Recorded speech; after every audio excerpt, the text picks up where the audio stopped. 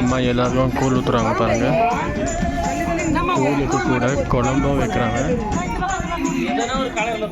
அம்மனோட பிரசாதம் அம்மனுக்கு படைச்சு அடுத்தது மக்களுக்கு கொடுக்குறாங்க பாருங்கள். எல்லோரும் கையில் வாங்குறாங்க.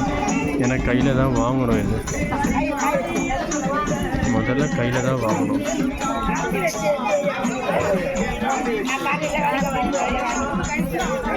அம்மாவோட கூழ் எப்பவுமே உடம்போட ஒட்டி சாப்பிடணும்.